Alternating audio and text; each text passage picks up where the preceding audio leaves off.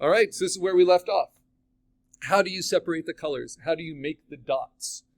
So in index color, the dots are separated just kind of by a random algorithm, right? So if you say I want 20% yellow, 30% cyan, 44% magenta, and 10% black, then each of those color layers would be separated out in different dot patterns so that they overlap each other at the right rate to give you that mix. The easier way to understand it is halftone color. And halftone is what's used for silkscreen, and it's used for kind of handmade reproductions that don't go through a digital algorithm. So this image, which is just from a digital comic that was then reproduced, physically printed. If we zoom in close on her eye, it looks like there's lots of colors there. Again, we can see thousands of colors in this method. You can see how the colors are layered. And these are the individual plates. Yellow is put down first because it's the lightest, then usually magenta, then usually cyan, and then black. Black is called the key plate because black is what you want on top of everything else, because these inks are about 84% opaque, right? They're not 100% opaque. So whatever inks you put on top of each other, it does show a little bit of the ink underneath. So if you print at 100% black, but you don't have cyan, magenta, and yellow behind it, it looks dull. Does that make sense? So what we actually call in printing 100% black is you print with 100% black on the top, but you also have 100% cyan, magenta, and yellow underneath the black. So that's where these are kind of adjusted by hand. I give you a little link here to understanding the halftone screen angles. And we'll be talking more about that. And that's what's going to be on your final exam. Because if you can understand halftone screen angles, you'll understand offset printing. So what are angles? Angles are how we tilt the halftone screen. What is a halftone? A halftone is separating any color or any tone into dots that are basically like bricks in a wall. So this is a traditional halftone. This is a 45-degree angle. It's what we typically use for black in printing. And it's like bricks in a wall where each row moves halfway before the next row, right? So they're kind of set on each other.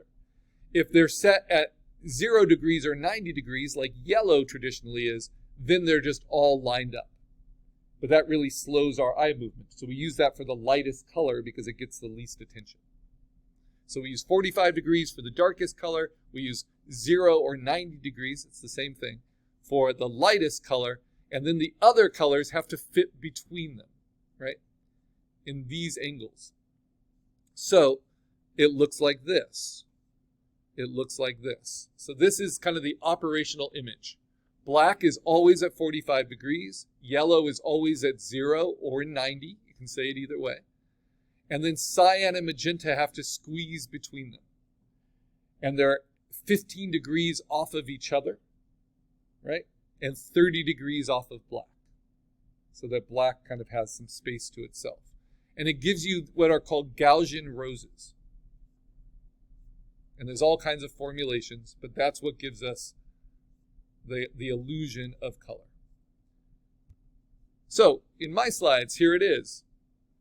When you add these up together, even though these dots look really similar, they're all at different angles. So when they all get layered, you get this beautiful little rose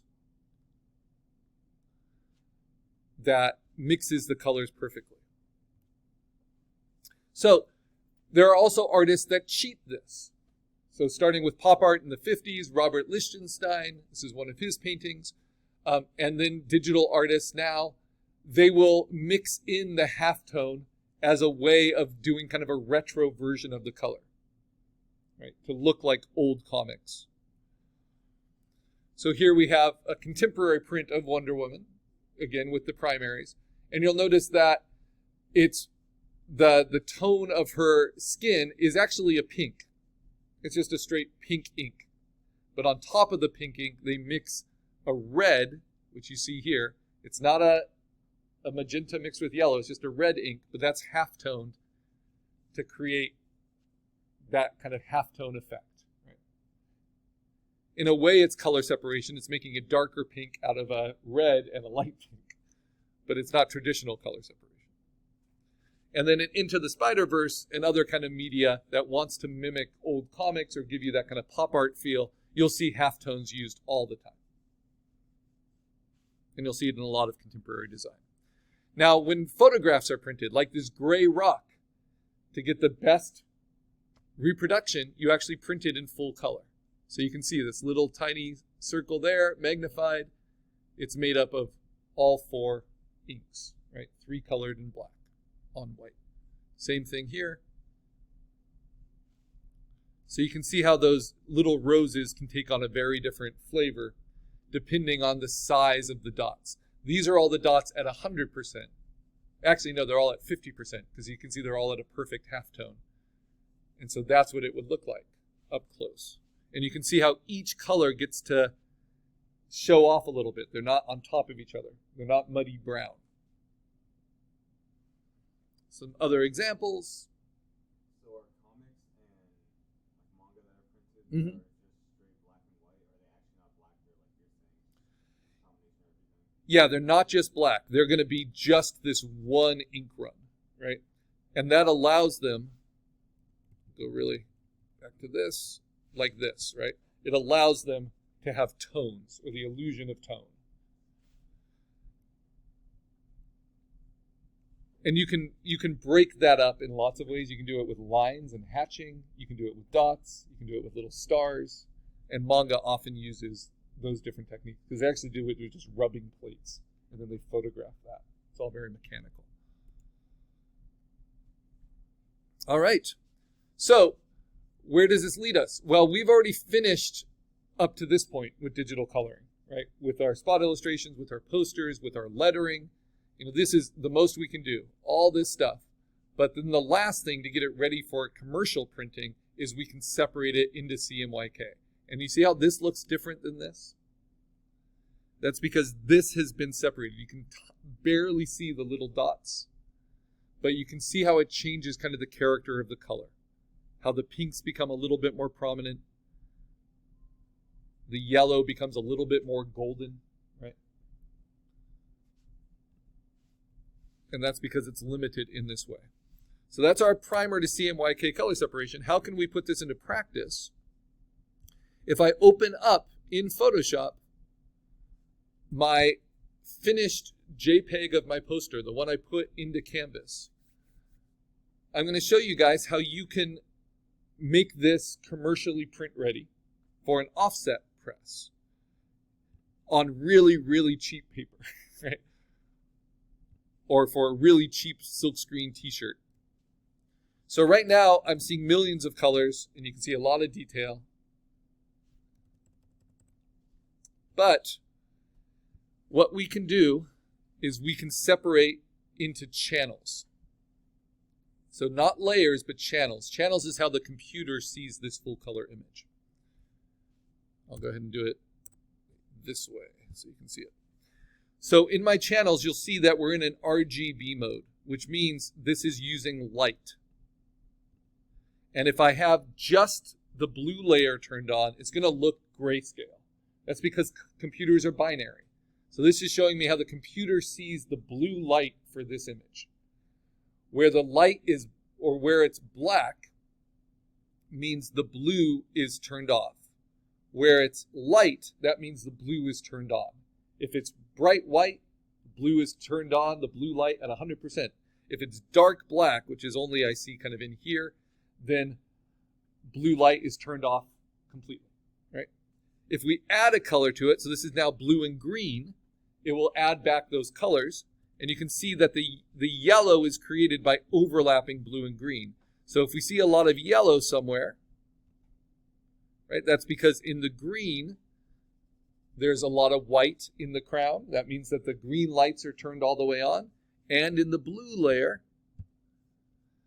the light is turned on more at the edge. And then towards the middle, it's like 50-50. It's kind of because I did that diffusion texture.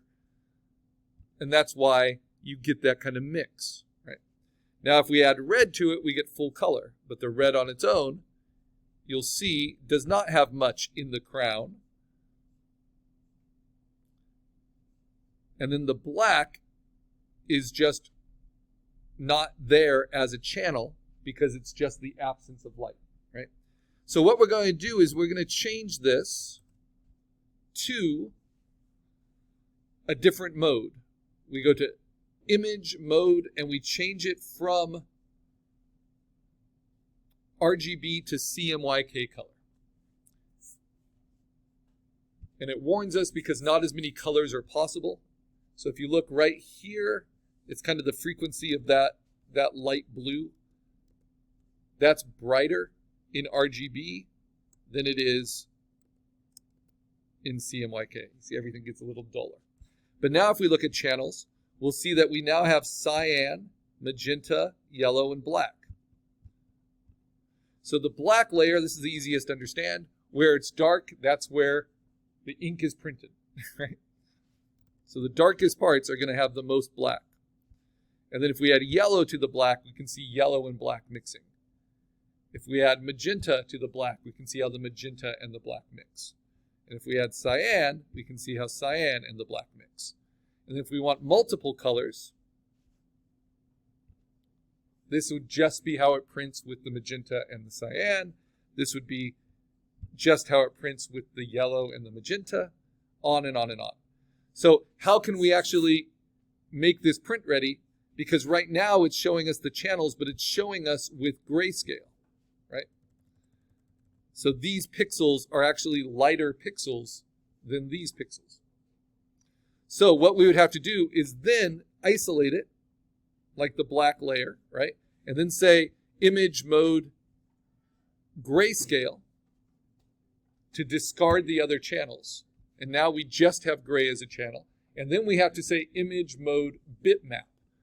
Bitmap means that it can only be white or black pixels. And that's how a printer works, because the ink is either there or not there. You can't have different opacities of ink. You know, it's not an ink wash printer. So we're going to use a halftone screen. We're going to do it at 300 pixels per inch. And then frequency is how many dots do you want to fit on the screen? And then what angle? Because this is black, we're going to do 45 degrees. And then the shape, I traditionally do an ellipse, but we can just do a round for this. Then we say okay. And because I changed it from 350 to 300, it got a little smaller, but this allows you to see those dots. And now there's only black pixels and white pixels. There are no gray pixels whatsoever. But it gives us the illusion of those tones. That's where it gets complicated. That's the film work. All the film work looks like this. Black pixels, white pixels. And then it gets turned into the printing plates, and then some of those printing plates have yellow, some of them have magenta, this one would have black. I've made this faster for you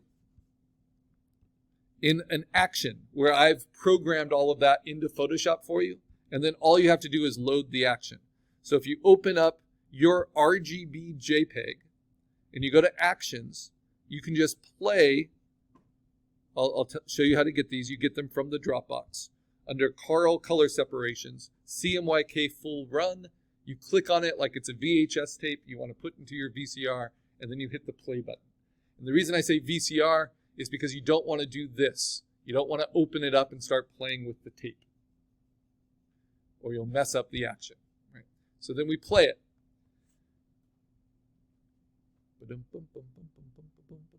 And then, voila, now it is separated into layers that I've already filled with the colors. So I'm mimicking printing here by filling the black pixels with the ink colors. So that's black, that's on top. Yellow is here, but yellow is traditionally at the bottom. Notice how yellow is at a 0 degree angle, black is at 45. Then we do magenta. And magenta is usually at 15 degrees. Right? And then we do cyan. And I make these intentionally a little bit offset. So a little bit misaligned so that you can play with aligning them.